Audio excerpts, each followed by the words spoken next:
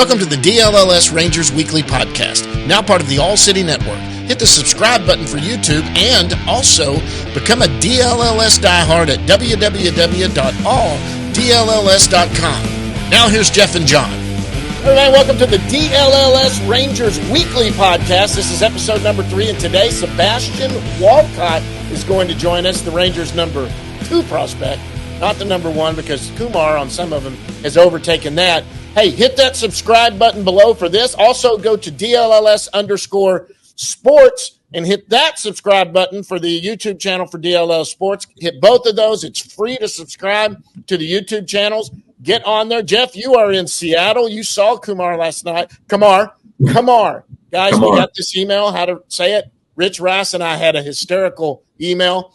You saw the email he sent out about how to pronounce it. And he said, some people have been saying Kumar, it's Kumar. And I emailed him back and I said, that's probably me, Rich. I'm sorry. And he goes, hey, it's 99% of us. We've all been saying it wrong. I did it yesterday, even after the email. I mean, it's Kumar. It's like Lamar. Like Lamar, exactly. And like Lamar with a K. Yeah. I really want to get in. Yeah, I want to get into that. I wanted to get into other things. Before we do that, guys, when you're seeing this, at least on the video, keep me in your thoughts. I'm not going to say prayers because it's stupid, but as a married man, Jeff knows this, we are bound to obligations that sometimes we don't want to do. Like we've all sat outside of our wives changing clothes, and we're outside of it while they're changing. We've kept kids when you need to go out with the girls and do things. I will be attending a wedding tonight for someone I don't know that she works with. And for the first time in probably a year and a half, I'm going to have to wear a tie and a coat. So keep me in your thoughts and prayers, because there's about everywhere else in the world I'd rather be. Well, a Friday night wedding, it would seem to be a little more casual. I think you could just go without the tie. You could probably do sports coat. Believe me, we've gone down this rabbit hole that I have begged and pleaded on. It is a black tie event, and I'm like, I don't have one. So I'm required to wear a tie. And you know what, Kathy? This shows I love you. So anyway, I got to miss DeGrom start. There's some good college football, high school football. There's all kinds of things that I would rather do. I am past the point you are. My kids are old enough that I don't have to keep the kids anymore. But and you're getting close. Your kids are getting up there a little bit. But okay, this is just the obligation. Yeah, I've got kid duty tomorrow. We're coming back tomorrow. Yeah, I'm not staying for the whole series. Just the 2 games. Rocker and DeGrom. No offense to Max Scherzer.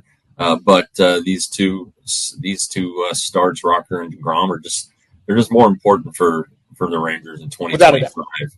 And I think that the DeGrom start is the most important. Right. Just he's going to be able to, in theory, throw 150 innings next year. Right.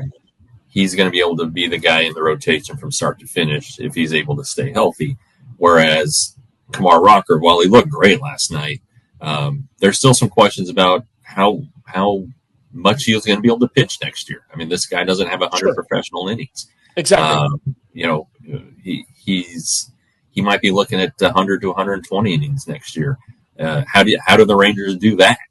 So it's no doubt he's going to be on the team, maybe even on opening day. Sure. But to think that he's going to go out and start 33 games and pile up 210 innings. That's never going to happen.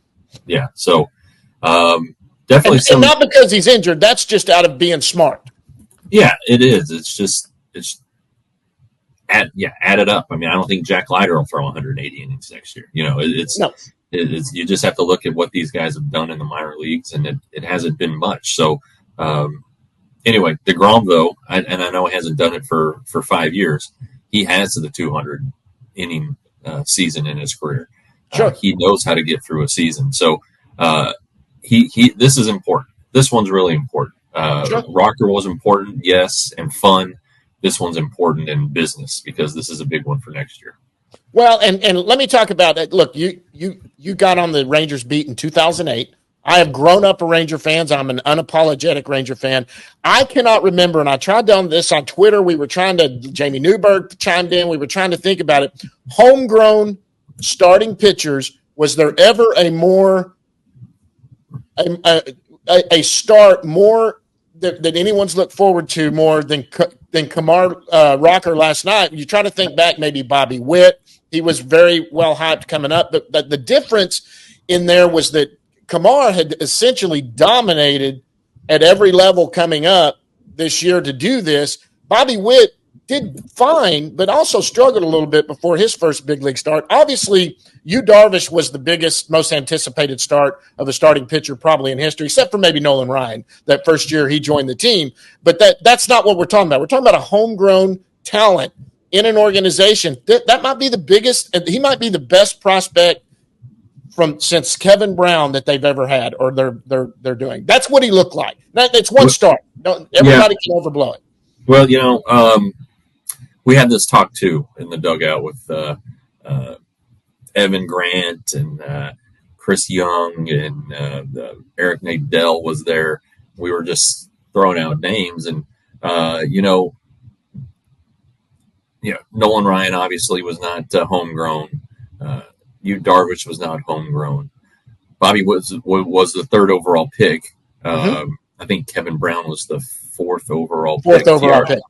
TR just wrote about it, and so you could really go back to David Clyde, and in 1973, there's a ton of hype. I mean, Jack Leiter this year, there was a lot of hype for his first start. But Jack had not done in the minor leagues what Kumar had done coming up. What he had done to AA and AAA pitching wasn't a lot. He did not get a lot of innings in AA and AAA, but he seemed to be so worthy of promotions because he was basically in full control of what he was doing with hitters at AA and AAA. Yeah, it's you can definitely count on one hand the big starts, homegrown starts that Rangers pitchers have made. And like Derek Holland's debut was as a reliever. Sure, Neftali Feliz was as a reliever at Oakland, and he had 100 miles per hour, and everybody was very excited, and rightfully so. His first start in 2012 was an event, but he'd already been in the major leagues, and sure. So I mean, there's a very healthy case can be made that what Kumar did last night was the most anticipated start by a Rangers homegrown starting pitcher. Wilson Alvarez, no. Edison Volquez, not a bunch of hype, but this one, there was a lot of hype. Well, and it's because they hadn't dominated down below. Now, David Clyde never went to the minor leagues. I am old enough. I was 5 years old. Now, when you're 5 years old, you don't remember. But I do remember my dad, who was a big baseball fan, talking about the David Clyde thing. I remember there were highlights on the nightly sportscast before cable TV. I remember seeing that stuff, and I remember that was a huge deal that this 18-year-old straight out of high school was going to make his major league debut without ever going to the minor leagues. And he went out and won the game and pitched pretty well. I think he went about 5 innings. He struck out the first, walked a guy and struck out the first 3 batters after that or something. I seem to remember. I mean, that's pretty easy to go back and look at.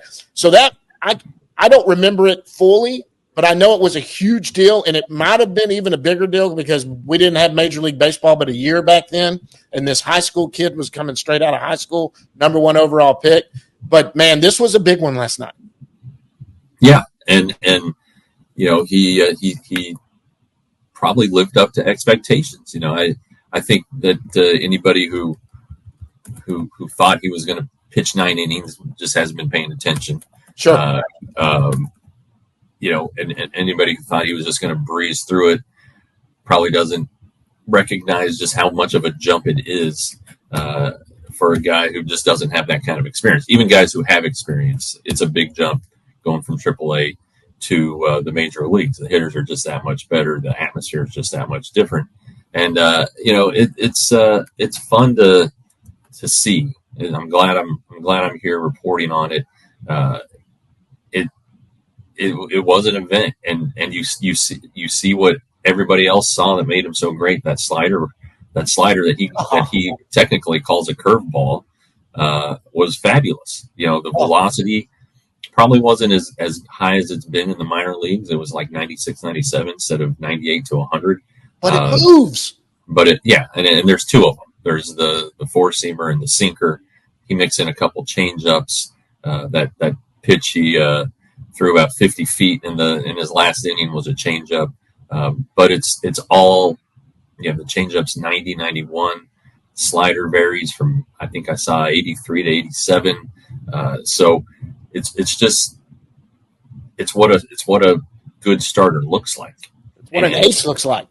And the Rangers need it. Even if ultimately he's not an ace, if he's a number 2 or number 3 starter, it's still cashing in on a high draft choice. This is tempering expectations. If he's an ace, it's franchise change. It really is. Absolutely. And let me tell you what, this is what I loved seeing last night. And it's, it's what I've also been impressed with Jack since he's been up here. Now, Jack has got hit around a little bit, but what Kumar did last night, the most impressive things were 2 hits right off the bat. Major league debut, you get 2 hits right off the bat. He never even looked like he started breathing hard. Stepped back up on the mound, got in the stretch, struck out the next 2 hitters before what's-his-name lined out for the 3rd out, and he got out of it with no runs, was just going through there, looked so composed. I don't care who you are. I don't care if he turns out to be another Randy Johnson, Jacob deGrom number 1 starter. When you make your major league debut and a couple of guys get on right away, it could have very easily went away where your tent completely folded and your head went to a place of, am I ready to be here? Just out of pure being natural doing that. And he never blinked, just kept his composure. That was impressive. I think it helped though that he knew that those balls weren't hit hard. They weren't, they were like 70 miles an hour and 79 miles an hour. Yep. They weren't 105 and 106. They found holes. So I don't think he was rattled by the way they came off the bat. He might have been potentially had a case to be rattled by the circumstance, and he wasn't. He striking out Cal Raleigh was a big deal. I think it was a full count pitch. He struck him out. Then it seemed like he could take a deep breath. He could relax a little bit. Got a Rosarina. Luke Raley hit that ball hard to right field, but that was the hardest hit ball that inning. It was an out. So, it was impressive. It was good stuff. It really was. And the second inning was great. He Jorge Polanco was going to have nightmares about that slider. And that swing was such a give up swing. It was 2 of them. At least the last one was more in the strike zone and gave him a better chance. But it was just good. Even the home run was a mistake pitch. It was a 96 mile per hour fastball right down the middle to a veteran hitter, and Justin Turner did what he should have done with it. Pitching around the 2 walks in the 3rd was good. So it's hard to not say it wasn't good. He got a good learning experience. He said he didn't seem particularly thrilled with the outing. The fastball command, he said, needed to be better. That's fantastic. He couldn't find his rhythm. The slider location, he said, believe it or not, wasn't where he likes it. The way it broke, he really liked that, but it just wasn't quite all there. He said, and he acknowledged it's probably because he had more adrenaline going through him than he even realized he did. But, he's a cool character. He came out on the field before the start. Right before batting practice, and just kind of sat in the outfield with a couple teammates, and he seemed relaxed the whole time. So it's a great first impression. The poise he showed, the maturity, the presence on the mound. That's what really impressed the Rangers the most. So hard to say anything bad about it. Yeah, and you and I can attest to this overall. The Rangers have gotten a lot better at developing some pitching, but what you see, and it's been through any organization, you see guys that start out on a tear and they go through low A and they are just dominant and they are just going. And then that jump to double A and triple A, we've seen it. That in some cases it's from double A to triple A or from high A to double A. They run into those first hitters that are more patient, those pitchers, and that's where you see a guy, all the promise in the world. This is going to be our next ace. and then reality sets in. Colwyn was one that dominated through AA, and then he got to AAA. We don't know if it was the automatic ball strike thing that ruined with him, but he just got into a place where hitters started figuring things out. So this guy did it at every level. He just dominated through every level. And here's what I like about him. This seems like a guy, and this is one start. I'm glad he's going to get some starts the rest of the year. I was one, you were one that both said we didn't think he would, just because of the value of the 40-man spot. But this is encouraging that they're trying to see what they have immediately, because there's some off-season moves that need to be made. And so if this guy's going to be a rotation piece, let's know now. Yeah, I think he's in the rotation. I think this is the gateway toward him in 2025. Again, the workload's going to be a consideration, but sure. And with the payroll uncertainty and who's going to be re-signed and not re-signed, it makes a lot of sense to do it. Plus, this has been this hasn't been a great season. This season has fallen well short of the expectations, which were another World Series. So a guy who the Rangers drafted, rehabbed, to come to the major leagues, it's exciting for fans. I mean, this wouldn't be happening if the Rangers were 10 games up. No. He probably, there might not be, unless he was their best option. Yeah, there may not be the need to get him there, but this is where they are in their season, and he is now in the 2025 plans, and it's exciting. We're talking now. We're not the only ones talking about it. There are a lot of people talking about Kumar Rocker. Now let's go to this. Jason Hicks, who we know, friend of ours, friend of everybody that's ever seen him around. I mean, he is a big time Ranger fan.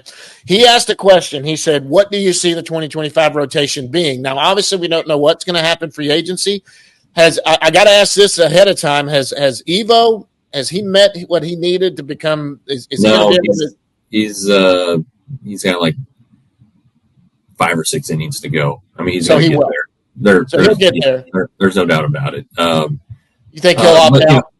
But that he can still become a free agent. So it just the option becomes worth more money. So maybe it entices him to stay a little bit longer. But he has an opportunity to get $20 million a year for 2 or 3 years. So he's going to become a free agent, and you hope that the Rangers have the money to sign him, because they feel like he should be their number one target. Number 2. Oh, target, yeah. Their number 1 target. No question about it. So what do you see right now? If you were heading into you just can't answer the question because you don't know the deal with the TV contract. But, if let's say the payroll is going to stay the same as it is this year, then there will be money to re-sign Nathan Eovaldi. You look at all the free agents who come off the books, you're getting $22 million on Scherzer, $13 million on Heaney. Probably between Yates and Robertson, you're getting it around another 10 or 12, I think. So right there, that's $47 million. So you're going to be able to commit some of that money to Eovaldi. All right, now you still need to have other things you got to do, like a backup catcher probably, unless they want to give it to Sam Huff. You address first base, or are you going to trade Nathaniel Lowe or give him the Rays? If you go cheap with an internal guy, you go get a free agent, maybe spend a little bit more of what's left on the budget. So I don't know, but let's be optimistic. Let's say it is. Let's say Eovaldi resigns. So it would be DeGrom, Eovaldi, Rocker, and then you have Malley and Gray. But this is if even if the money's okay, even if the TV contract works out okay, do you still trade Gray while he has some value? $14 million. That's a pretty good price. That's pretty good price for a number 4, number 5 starter. Malley's going to make 17.5. Now, if the TV contract is crap, and Ray Davis doesn't want to go into his incredibly deep pockets, then you could be looking at John Gray and Malley both being traded. Evaldi not being re-signed. So then you're going to have, Cody Bradford, who maybe is already in the rotation too. It's just could John Gray, if you don't re-sign Kirby Yates, be your closer? There's just so much. Okay, let's do it this way. For sure going to be on the team next year. We know that. Let's go that way. And I would say this. I would say you obviously got DeGrom. You obviously got Rocker. You obviously got Bradford. Then you get into Malley and Gray, that I think one of those two will be in there. So I'll say Malley for sure. And then you're looking at the end of the thing, maybe Leiter, Dunning. You go 6-7 deep right now. Lighting, Dunning, they have. He's going to probably be. I don't know where Dunning ends up because he's in AAA now. Yeah, I think the Rangers may have to have a 6-man rotation at times next year. I mean, that would help manage the workloads of Rocker and DeGrom. It's really, they're going to have to be some ways to be creative here. If you think Kumar Rocker is going to help your team, but you're concerned about overworking him, sure, then 6 starters for part of the year might be the way to go. And you're going to skip starts at some point. You're going to say, you know what, Kumar's starting tonight, but he's only going 4 at the most. He's only going 70 pitches. He's not hurt. We're just going to stay back on the arm because you're going to save him. You got to save him. If you're in a playoff hunt, you want those guys hitting on all cylinders in September. And you can't have him fatigued because he's never thrown 120 innings and he's at 124. And all of a sudden that fastball's hitting 93, 95. And he's just tired. Look at Garrett Crochet with the White Sox. He's an all-star, one of the best starters in the American League in baseball in the first half. In the second half, he hasn't been very good, and teams were worried. Teams that, there was speculation that the White Sox would trade him.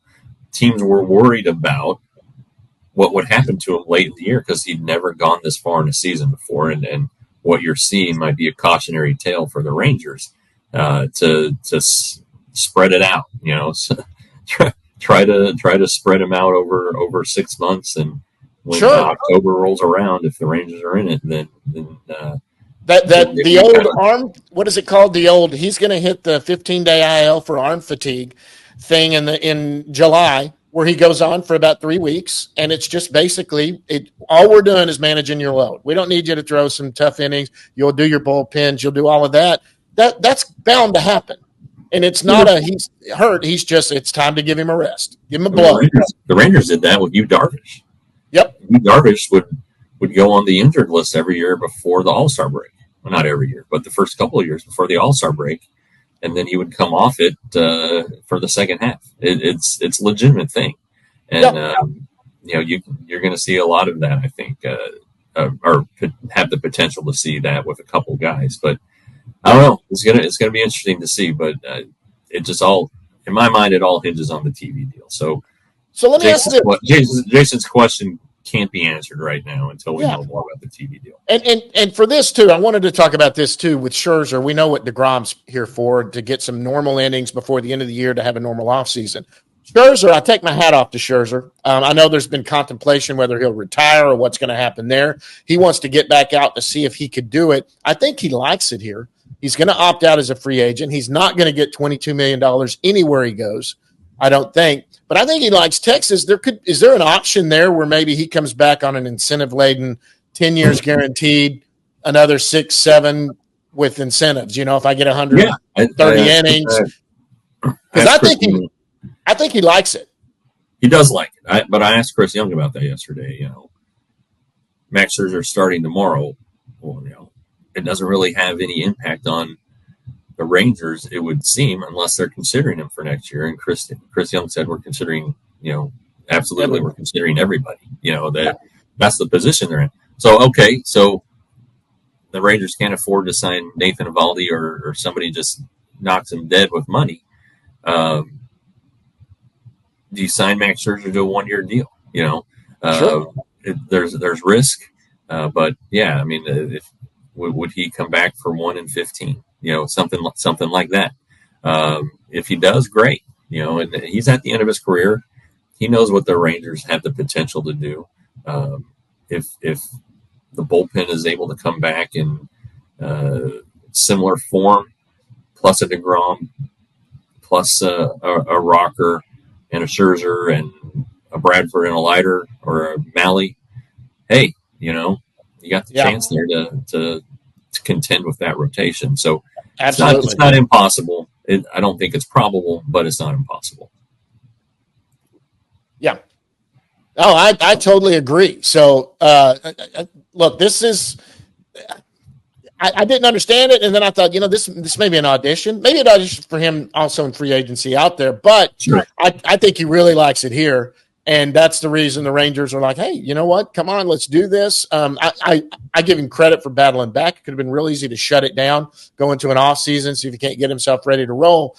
But look, the Rangers are going to do what they always do. They're going to sign some minor league free agents that have a chance to come out of spring training and possibly. I mean, one thing we know. I don't care if it's a World Series run or not, you've got to have a lot of depth in your organization for people to come up. They've got some young arms that are finally getting there and getting up. Teodo is one of them. You're looking at Cole Drake and a couple of guys like that are coming up through the system who might get to AA, AAA. That's some depth that aren't on the 40-man. Well, Teodo will be on the 40-man. We know they're not going to expose him to waivers or to Rule 5. But otherwise, you go into that. There's a lot of guys that have been established starters in the major leagues who are in that fringe, maybe mid-30s, that might want a minor league deal with Texas going, hey, I'd love to come there. Look what Urena did this year. Yeah. Those kind of guys. And so I think when the offseason comes, yes, you got to get one more starter back in here. You've got some good-looking arms in your organization already. You want to get one more starter. Maybe one big name that you go after. Corbin Burns has been mentioned. I don't know if they can afford him. But if you're going to spend that's probably an Evo thing if he doesn't stay, something to that effect. But you're going to get those minor leagues. Then you got to look at a bat. And there's whether it's, is Adolis coming back next year? I mean, look, this has been the worst year since he's been in the big leagues. Like you said with Nathaniel Lowe, is that who you're going to ride with at first base? Or you're going to go out and get somebody that can play first base and that's going to, at least if he's only going to hit 220 to 250, he's going to hit 35 bombs and an RBI machine, something to that effect. I don't know. The offseason is going to be intriguing. It is. There's just no question about it. And, they still don't have Chris Young. So there's a lot happening here. There's a lot happening here. Yeah. The biggest free agent that needs to be signed first is about 6'10" or 11 over there sitting in an office, and they need to shore that thing. And y'all don't have any indication what this is yet, right? There's nobody opening their mouth. They may be negotiating now. Well, get the season over with, and but he becomes a free agent on October 31st. So it's kind of silly that it's come this far, but it has. Yeah, that's asking me. Hey, let's get Walcott in here. This is big pull. We're going to get Sebastian in there, and then we'll go down to the bus leagues after that. Guest segment's brought to you by the Round Rock Express. Jeff, what's going on around Round Rock? Round Rock is toward the end here of their final homestand of the year. If you're listening to this on Friday, September 13th, which is today, it's the Friday the 13th Spectacular at Del Diamond. The Chupacabras de Round Rock bobblehead giveaway on the 14th tomorrow. Then the 15th, it's Princess Day. That's a good way to go into the off season. Frisco or Round Rock will celebrate its 25th year next year. So probably some really good things happening there in 2025. So for more information, go to milb.com/round-rock. Okay, guys, and joining us right now from Amarillo, where the Frisco Rough Riders are taking over taking on the Amarillo Sod Poodles. You'll have to find out what that is on your own. It's Texas Rangers' top prospect and infield prospect, Sebastian Walcott. He's been on the show before. Sebastian, what's up, man? What's going on, guys? I'm doing good up in Amarillo. How are y'all doing? We're doing good. I watched Kumar Rocker last night, so that was pretty cool. And then was following you though. You went 3 for 5 or 3 for 4, a couple doubles, a couple RBIs. So, how's I know it's only been 3 games, but how is AA baseball treating you? It's been pretty good. Just trying to get used to the environment. I'm already used to the teammates. I've been around these guys since spring training, but just trying to get used to all the pitching, all the environment, the speed of the game, and all that type of stuff. But overall, it's been pretty good. All right. So how big of a difference is it from what you were seeing at Hickory? Is it really that much different? Not really. Just pitchers throw a little bit more strikes, and they're attacking us a little bit more, and then hitters can really hit. But that's really the only difference. Okay. All right. So you said it. I mean, at this time of the year, usually the AA team is half of the high A team to start the year. So it sounds like it's been an easy transition for you to slide in. It has. Who are your guys? Cam Colley is my main guy. Came up with me up to AA last week. Gavin Collier, the reliever, that's my guy as well. All guys are really my guys because I talk to them a lot every chance I get, and we have a really close connection. So it's really good being with these guys right now. So the guys you mentioned are all older than you, and not just a little bit. Do you seem like one of the guys? I mean, you're 18. I think Cam's about to get married or something. He's engaged. Alejandro went to college for so long. They treat you like a little brother or one of the guys? Sometimes they treat me like a little brother, but overall, in the clubhouse, we're there's really no age. We're just having fun, no matter how old we are. So what's the season been like for you? Because it started out a little on the slow end. Yeah. Then you take off, you go to the futures game, and then you keep on going, and now you're in AA. So what kind of take us through the first month and what changed for you? Through the first month, I would say I was trying to do a little bit too much in the first month, just looking for results and trying to overachieve and not doing what I know I'm capable of doing. I think in June I started to click a little bit, try to play a little bit more loose and try to play my game, and I think that's when things started to work out for me. And also going to the Futures game, that was a great experience. When I found out I was going to the Futures game, I immediately called my dad and told him I was going, and he was pretty ecstatic for that. And I would say finishing up the season right now, I would say I'm doing pretty good. This whole season's been a learning process for me, so I'm just happy with what I accomplished this year and ready to continue this in 2025. I didn't know you were such a good bunter until the Futures game. You're getting those bunts down pretty good. Yeah, I was working on my bunts in the cages with one of the coaches, and I was like, yeah, I'm pretty confident I'm going to be landing some good bunts down. Have you tried it? Have you tried it in a game to try to beat out a bunt? No, I've definitely not tried it. I'm always looking to swing it, but if I need to lay down a bunt for the team, I'll lay down a bunt. Okay. So, I mean, this is your a full load here that you got. A lot of games. You've done it without being injured or long enough to have to miss any amount of time. How have you held up through this? This has been a pretty big test, hasn't it, physically? I would say just getting a lot of rest, after the games, make sure I get enough sleep and make sure I'm just taking care of my body, make sure I'm stretching before the games, make sure I'm stretching after the games, and make sure it's I'm not I'm doing too much. How some people are always out hustle. I wouldn't say out hustle, just go past their body limits, and I just try to stay within my limits. I know my strengths and my weaknesses, and I just try not to go past that. So have you been able to maintain your body weight? Do you feel weaker? Do you feel like you did on opening day? How's the body? I've lost about 3 pounds since the beginning of spring training, but overall I've been holding on my weight pretty good. And I wouldn't say I feel weaker, but definitely don't feel as strong as spring training, but sure, definitely feel strong enough to continue the season and finish strong. Hey, and you're going to play some playoff baseball too. Yeah, we are going to the playoffs. I'm definitely ready for that. Yeah, I mean it's a big deal to get through your first season. You learn a lot. You learn your body. It sounds like you've learned a lot about your body.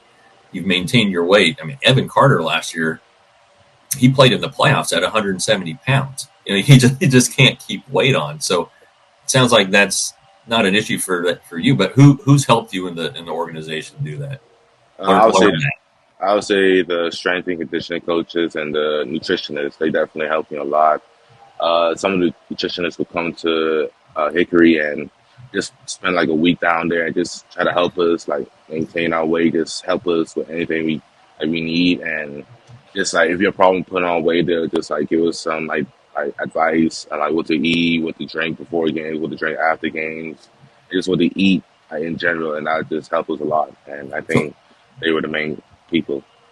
So what does a day at the table look like for you? What do you do for breakfast? What do you do for lunch? How often do you eat? Yeah, how many calories? I don't know how many calories, but I try to get at least 3 meals in a day. Breakfast in the morning before the game, pre-game meal, and then a post-game meal after the game. Those are the 3 meals I have. But it's not a Egg McMuffin with sausage from McDonald's and Bojangles for lunch and Burger King for dinner. It sounds like you're eating right. Yeah. What is Chipotle? I mean, all of you guys like Chipotle. Yeah, sometimes we get Chipotle pre-game. Post-game is a little bit more like chicken, more protein after games, and in the morning times probably like an egg sandwich with orange juice. Okay, all right. And you probably drink a ton of water. Yeah. It's pretty hot in Hickory. It's humid, so you have to drink a lot of water. Okay, so you're at the end of your season. You still have some games to play. How happy are you with the way things have transpired, and what do you want to work on in the offseason? I'm pretty happy with how things went throughout this whole season. Just happy that I made improvement through each month. And most importantly, I just trying to work on my defense and during the off season, most importantly. The hitting, of course, I'm going to work on it, but defensively, focus a little bit more on that in the off season. And you're still a shortstop. You're gonna be a major league shortstop, right? Yeah. They had you playing third, right? Yeah, they had me playing third a little bit, just to rotate. They rotate me and Cam at shortstop, so just to give him some shortstop as well. But it doesn't really matter where I play. I'm just happy to be on the field. If Cam's playing shortstop, I'm happy. I'm confident that he's over there, that he's going to make the plays. If I'm on shortstop, I'm confident I'm going to make the plays as well. You're athletic enough; you can play just about anywhere. But absolutely. Corey Seager's a big shortstop. Ellie De La Cruz is a big shortstop. I think the game is changing so much that big guys like yourself can handle the position. So, who do you look up to at shortstop? Are those two the guys I mentioned? Two of your guys? Yeah, I'm a big Ellie De La Cruz fan. I watched Miami Machado when he played shortstop a little bit as well. But those Ellie De La Cruz and Miami Machado were definitely the two main guys, and Carlos Correa as well. Yeah. Who's a big guy? Yeah, Carlos Correa is not small. So, all right, well, good for you. As you remember, for the first time you were on our show in spring training, I'm the one who asked the baseball questions, and then John over here, he asked you the questions about who you are and what you like to do. So we're going to transition to the fun stuff after I beat you down with baseball questions. It's easy today. We covered a lot in the first one. I guess I want to know now that you've spent a full year in the United States. Now, this is from the Bahamas. It's not like he's from, the Dominican or anything like that. Is there any food here that you had never really was in your diet before you came to the U.S. and spent a year that you've really like, oh, this is great. I love eating these. Is there anything you've started to eat that you never really ate before? No, I've ate everything that we've had this year. So I'm just happy that you have the same food, and I'm pretty used to it by now. Yeah. Is there a favorite place? We've talked about that. Is there a place you hit up if you got to go get something fast food, you don't have time to get you? Is there a place you like to go? Chick-fil-A. Chick-fil-A is my favorite spot. What do you go to there? I get the spicy chicken deluxe with a large lemonade. With a large lemonade. Do you get the fries too, or you hang out? I get the fries. I get the fries. You guys got to understand, these guys, unlike me and Jeff, can eat all the calories they want because they're working all day long. And Chick-fil-A is very popular with that. And let me ask this: has Mom and Dad gotten to come in and see you play this year? Yeah, they actually have. My dad's coming into Amarillo today, and my mom and brother are already in Amarillo. They came mid-game yesterday, so they watched me play a little bit. But for most of the part, when I was in Hickory, they came a good amount of times. They came when I was in Asha. They came 3 times when I was in Hickory, so they came to watch me play a lot. And every time they're here, I play pretty good. So I think they got. They're your good luck charm. There you go. Are they going to stay for the playoffs? I'm not too sure because my brother has school, but if they do have a chance, they probably are going to come down to Frisco and watch a couple games. Now, your brother, how old's your brother? He's 20, turned 21 next month. Oh, so he's in college. Okay. Yeah. Yeah. You spent time with him in the working out in the off season. And, yeah, definitely. And yeah, they're in Florida, and I mean, you've spent a lot of time in Florida growing up, right? I mean, you were on some good select teams and stuff. Yeah, play a lot of travel ball in Florida. Yeah. All right. So let me ask you this: are you a video game guy? Yeah, I'm a big video game guy. Oh. So what's your game? What do you play? Right now, I'm into Madden right now, Madden 25, the new game, and NCAA, college football. I'm into those 2 right now. Those are the main ones, but I'm still sticking with MLB The Show. I still play that a good amount of times, but not as much as NCAA and Madden right now. Man, wait. Who's your team in NCAA? Y'all call me a bandwagon, but I'm with Alabama, so. All right, that's fine. I like teams that have sustained success and do it the right way. There's a lot to admire about the Alabama program. And see, John's a Texas fan. And he's riding high because they won a game the other day. But I think I would be, there's nothing wrong with being Alabama. Why not be the best? Although it is fun to rebuild. It is fun to take over a crappy team and build it up in that game. So you may want to try that. You may want to take like Florida Atlantic. Oh no! I'll stick with Alabama. Yeah, he dismissed that quicker than you got it out of your mouth, Jeff. All right, I'm just saying. Okay, so let me ask you this. I want to ask this. I always like the travel in minor leagues is so different, and I always want to know. You guys are on long bus rides. I guess Frisco flies sometimes, maybe, but it's got to be so many miles. But did y'all fly there or did y'all drive? I flew from Charlotte to here.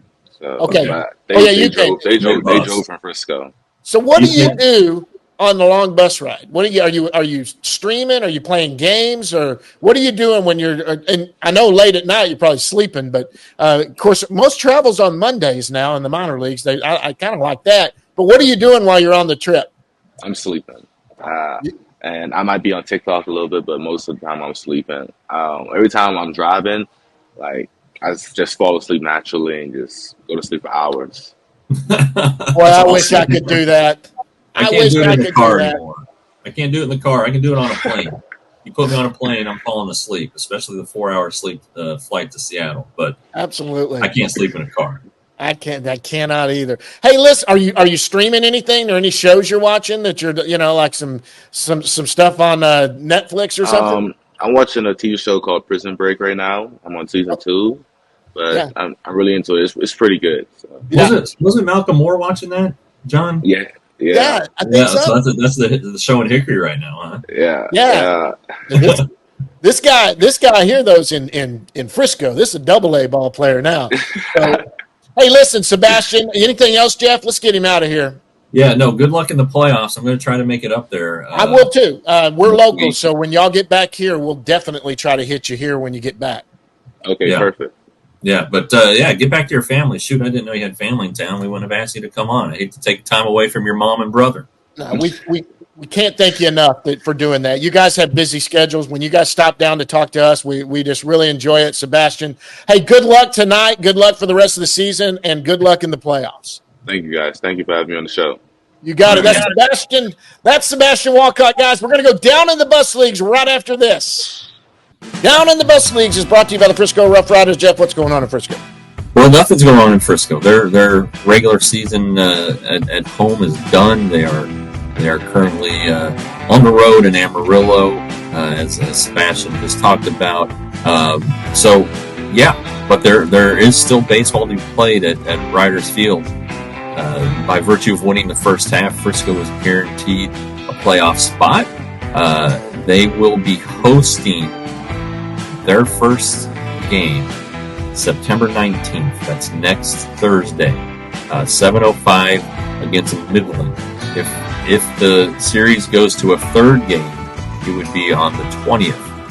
And then if the Riders advance, they would open the Texas League Championship game on September 22nd at home. So there's an opportunity for 3 more home games in Frisco.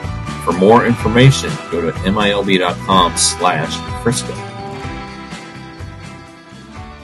Big thanks to Sebastian Walcott for coming on up from Amarillo. Obviously, we know we're going to talk about the Frisco Rough Riders here. Minor leagues are winding down. Just a couple more teams playing. Let's go ahead and get the lower levels out of the way. They finished their seasons. Let's go with Hickory and Down East. Hickory's high. They finished the season at 34-32. They were 4-6 in their last 10, and they lost one. Their season's over. They didn't make the playoffs. Yeah, it was a rough year there. The second half was better. So that's good. Offense was at a premium there, outside of Sebastian and, second half, Arturo Disla did a nice job coming up from Hickory, had a pretty good season. Alejandro Osuna, who was on the Frisco Riders roster now, had a nice stretch there to earn a promotion from Hickory. But it wasn't great, but I thought Malcolm Moore finished the season well. He had a good homestand there to finish off the season. I think he batted .348 on the homestand. He finished, he played 25 games this year. That's pretty good. 3 home runs, 12 RBIs. Batted .209, so not great, but it was the first. He'd been off a while, as he said on our show a couple weeks ago, and it took him a little while to get going again. Another draft pick was there, the second rounder, Dylan Driley. He kind of fell off a little bit, but he did hit his first pro home run, got out of the way. The good news on him is he walked nearly as many times as he struck out. So there's a good approach there. Just maybe some bad luck involved in the hitting. On the pitching side, well, a lot of them are in Frisco, as is always the case. But Aiden Curry is going to be an interesting one. I look forward to catching up with him. He had a 6.44 ERA this season, which sounds unappealing, and ultimately it is, but it was better. He got better as the year went along. Sure. So that's one to look at. And then a couple guys who were called up later there in the season. David Davalillo had 5 really good starts after his promotion from Hickory. And then an update on Luis Ramirez, the pitcher who was involved in the single car wreck on his way to the ballpark one day.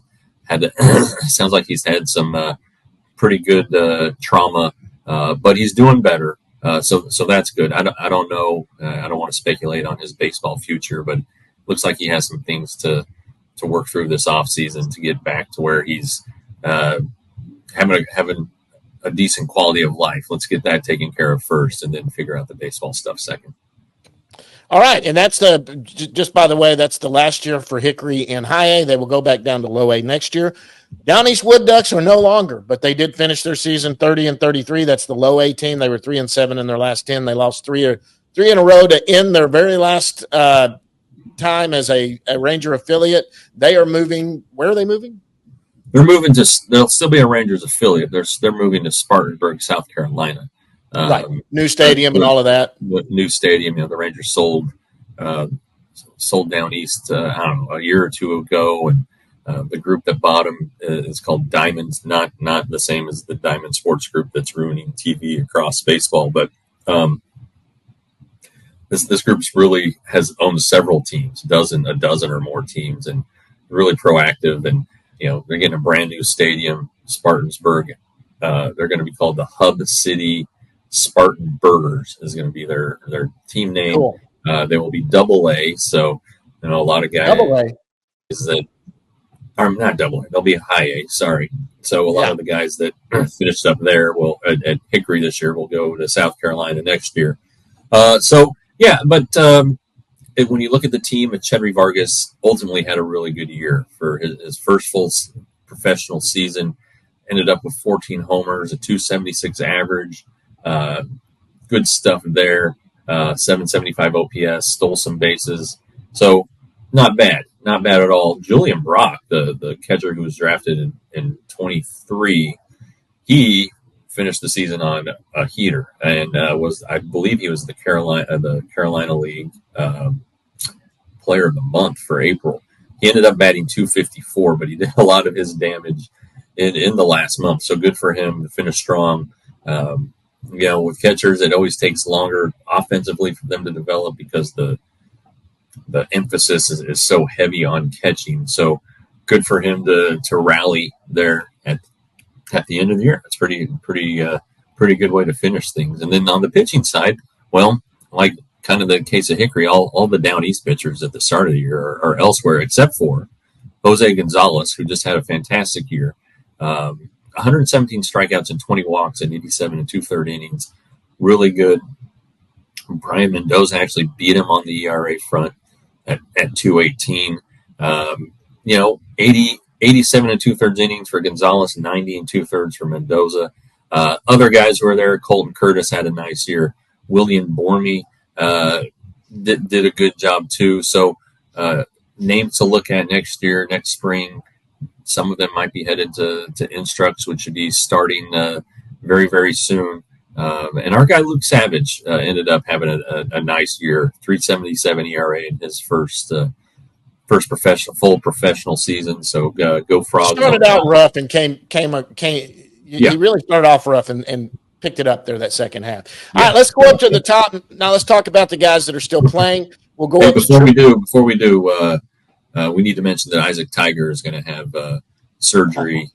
Had surgery on his elbow. He didn't. It's not the true Tommy John. It's more the brace procedure. So he may get a chance to return late next season. But your guy and throws hard, has stuff. It just this springtime injury. You see this a lot. You see these spring injuries pop up, and then they get cleared to pitch again, and everything seems to be going good. And then it I don't know what it does. Pop, it tears. Whatever happens. So he's going to have